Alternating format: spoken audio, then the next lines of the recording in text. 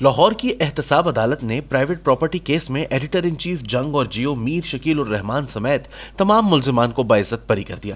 احتساب عدالت میں نیب حکام نے میر شکیل الرحمان کی برئیت کی درخواست پر جواب جمع کرا رکھا تھا اور نیب کے پروسیکیوٹر حارث قریشی نے بھی دلائل مکمل کر لیے تھے۔ گزشتہ ہفتے میر شکیل الرحمان کے وکیل امجد پرویز نے ان کی برئیت کی درخواستوں پر دلائل مکمل کیے تھے۔ امجد پرویز ایڈوکیٹ نے اپنے دلائل میں کہا تھا کہ قانون کے مطابق شہادتیں ٹھیک نہ ہوں تو میر شکیل الرحمان کو بری کیا جائے، کیونکہ شہادتوں میں کچھ شہادتیں نہیں ہیں۔ امجد پرویز کے دلائل مکمل ہونے پر عدالت نے ایڈیٹر ان چیف جنگ اور جیو کی برئیت کی درخواست پر فیصلہ محفوظ کیا تھا۔ احتساب عدالت نے آج اپنا فیصلہ سناتے ہوئے جنگ اور جیو کے ایڈیٹر ان چیف میر شکیل الرحمان کو اس کیس میں باعزت بری کر دیا۔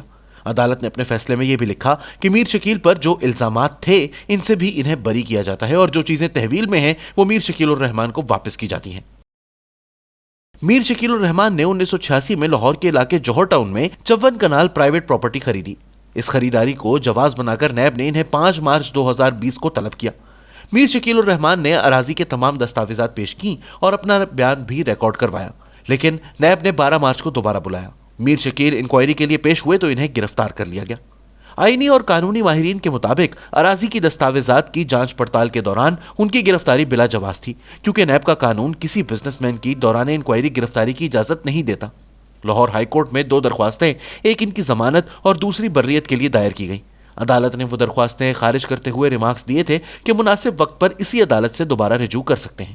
لاہور ہائی کورٹ کے ڈویژن بینچ نے 8 جولائی کو میر شکیل الرحمان کی درخواست ضمانت بعد از گرفتاری خارج کی تھی، جس پر ایڈیٹر ان چیف جنگ اور جیو نے 11 ستمبر کو سپریم کورٹ میں یہ درخواست دائر کی، جس میں انہوں نے موقف اختیار کیا کہ لاہور ہائی کورٹ کے فیصلے کو کالعدم قرار دیتے ہوئے انہیں ضمانت پر رہا کیا جائے۔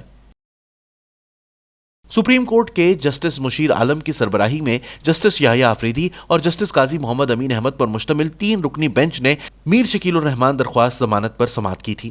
عدالت عظمیٰ نے 9 نومبر 2020 کو جنگ اور جیو کے ایڈیٹر ان چیف میر شکیل الرحمان کی ضمانت منظور کی تھی۔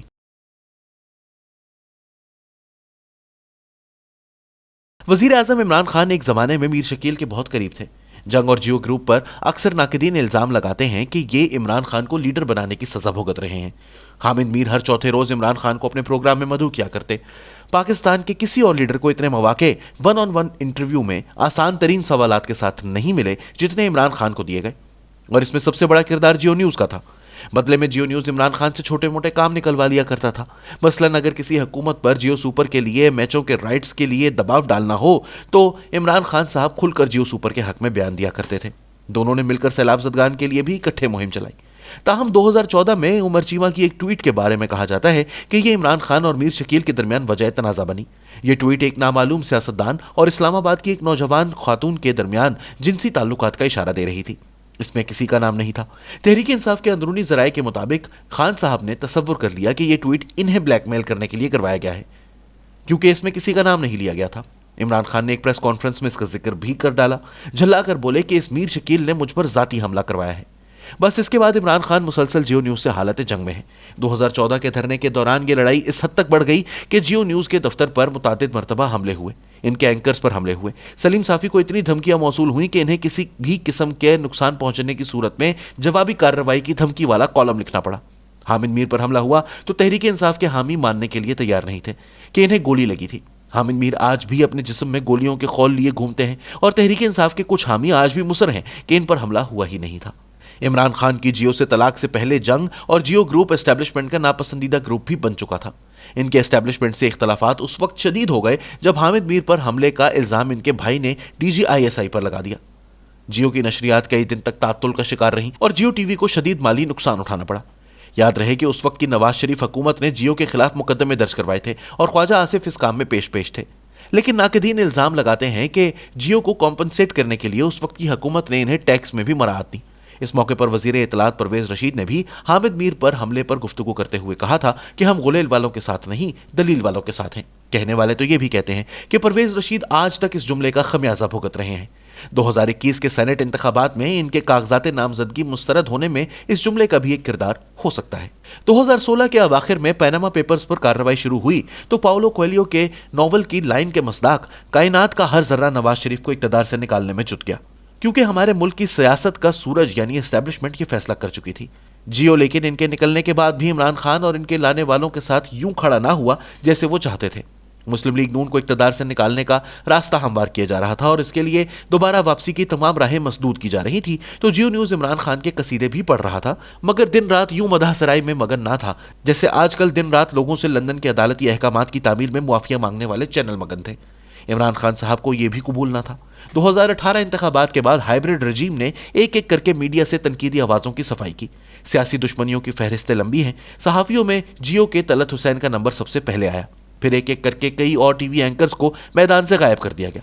इसके बावजूद भी हुकूमत वक्त राजी ना हुई, क्योंकि जियो की कदरे आजादाना पॉलिसी से कांटे की तरह चुभ रही थी। तब यह फैसला किया गया कि जियो को सबक सिखाने का सबसे मौसर तरीकाकार मीर शकील को पाबंदे सलासल करना था।